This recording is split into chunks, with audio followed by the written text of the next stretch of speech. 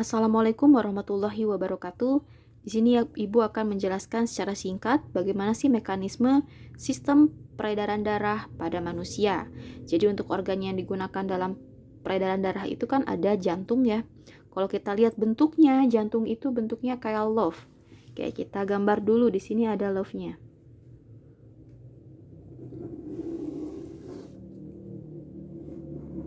Oke, anggaplah ini love-nya bagus ya.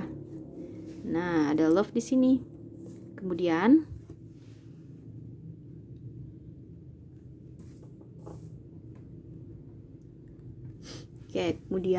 di bawahnya Ibu beri gambar kotak paru-paru. Jadi paru-paru itu salah satu selain dari jantung ya dalam sistem peredaran darah. Yang di atasnya ada seluruh tubuh. Seluruh tubuh.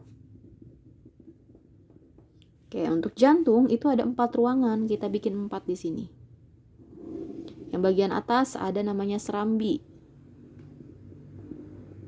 Serambi kanan. Ingat ya, kalau misalkan di gambar itu biasanya kebalikan nih.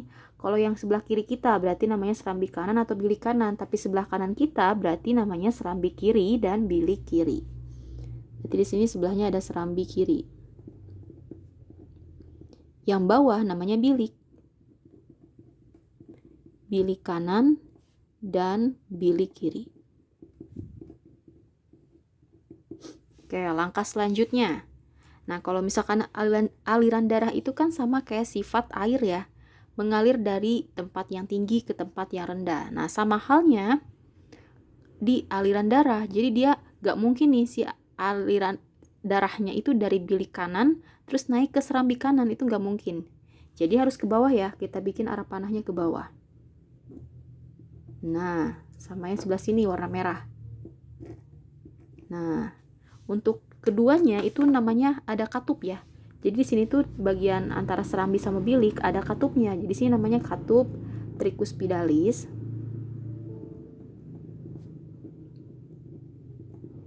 Sementara yang sebelah kirinya itu namanya katup bicuspidalis.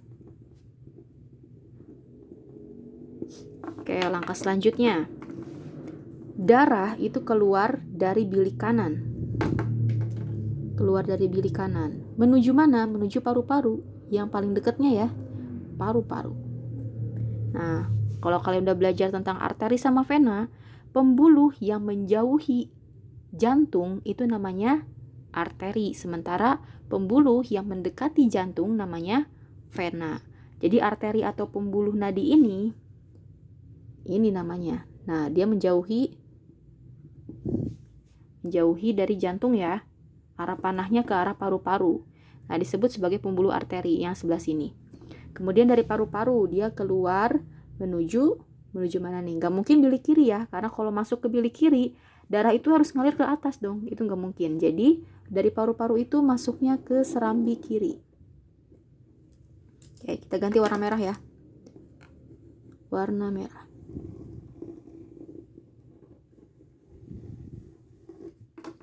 Ke serambi kiri. Nah, namanya apa di sini? Yang menuju jantung namanya vena. Oke, kemudian masuk lagi ke bagian bilik kiri. Nanti dari bilik kiri ini keluar lagi nih darah itu. Menuju mana? Yang belum ditempatin, ada seluruh tubuh ya. Berarti arah panahnya itu ke atas, ke seluruh tubuh.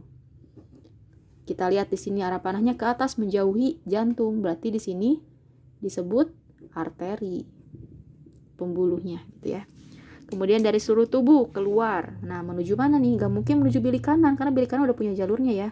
Yang belum ada jalurnya yang mana? Serambi kanan. Kita masuk ke serambi kanan. Nah, kalau lihat dari arah panahnya itu menuju jantung, artinya di sini vena namanya. Oke, langkah selanjutnya. Kita akan menentukan darah apa aja sih yang mengikat oksigen dan darah mana aja sih yang mengikat karbon dioksida. Itu dilihat dari mana? Kita lihat. Kalau darah yang keluar dari seluruh tubuh itu seharusnya pasti darah kotor ya. Karena kan darah yang dibutuhkan dalam seluruh organ di tubuh kita itu pasti membutuhkan oksigen, membawa nutrisi dan oksigen gitu ya, darah yang bersih. Nanti hasil keluarnya itu sisa metabolismenya darah yang kotor.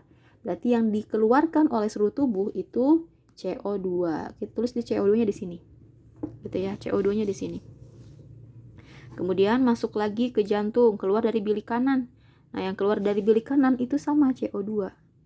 Masuk ke paru-paru. Nah, di paru-paru ini jadi proses pertukaran oksigen dan karbon dioksida itu terletak di paru-paru dan seluruh tubuh. Kita tulis di sini ya. Nah, ini ada CO2 dan O2. Di sini juga ada CO2 dan O2. Oke, kita lanjutkan lagi. Yang keluar dari paru-paru pasti darah bersih ya, karena yang kita hirup itu oksigen. Berarti di sini kita tulis O2. Kemudian masuk ke bagian serambi kiri. Masuk lagi ke bilik kiri, yang keluar dari bilik kiri apa? Pasti oksigen ya, yang dibawa darah ke seluruh tubuh. Oksigen, O2-nya di sini. Oke, selanjutnya masih ada lagi. Nah, kalau misalkan arteri itu kan dia yang membawa oksigen ya. Ciri-ciri dari arteri itu dia kaya akan oksigen. Nah, kita lihat arteri yang O2 berarti di sebelah sini. Kecuali, nah kalau kecualinya itu berarti yang bukan oksigen, yang mana nih? Nah, yang ini ya, kecuali arteri apa namanya? Namanya pulmonalis. Tinggal tambahin pulmonalis aja ya. Kemudian kalau vena itu kaya akan CO2. Kalau kita lihat ya di bagian tangan kita itu ada garis-garis warna biru. Nah, ini yang garis yang bisa kita lihat itu vena. Kenapa bisa biru? Kalau biru itu menandakan dia karbon dioksida gitu aja ya. Berarti lawannya arteri itu ada di bagian nadi kita. Nadi kita itu adanya pembuluh arteri atau bisa juga di bagian jantung ya. Yang tekanannya lebih besar itu arteri. Dia kaya akan oksigen. Oke, kita lanjut lagi.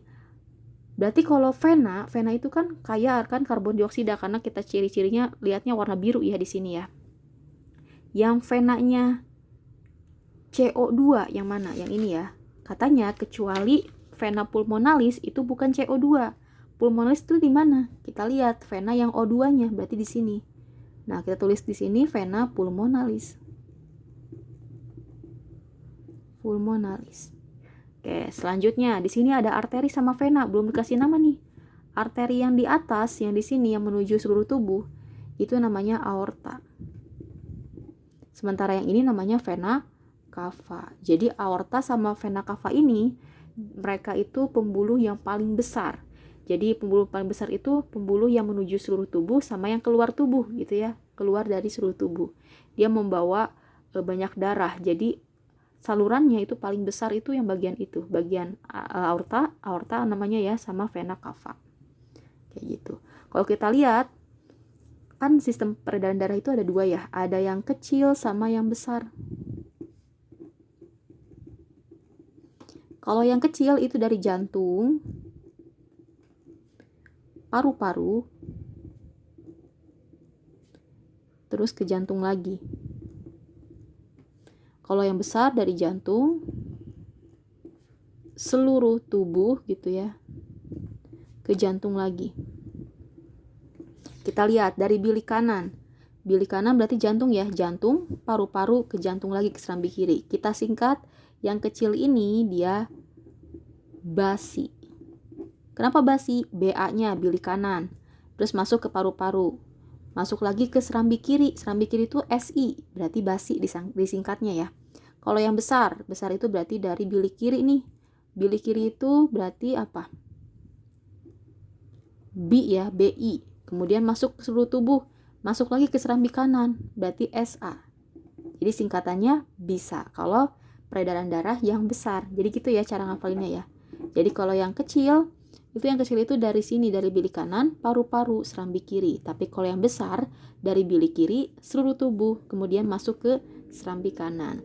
Dan biasanya jantungnya sebelah kanan itu kaya akan karbon dioksida, sementara jantung sebelah kiri itu kaya akan oksigen. Dan ditandainya yang tadi diingatnya ya, kalau misalkan vena itu kan dia warnanya biru nih.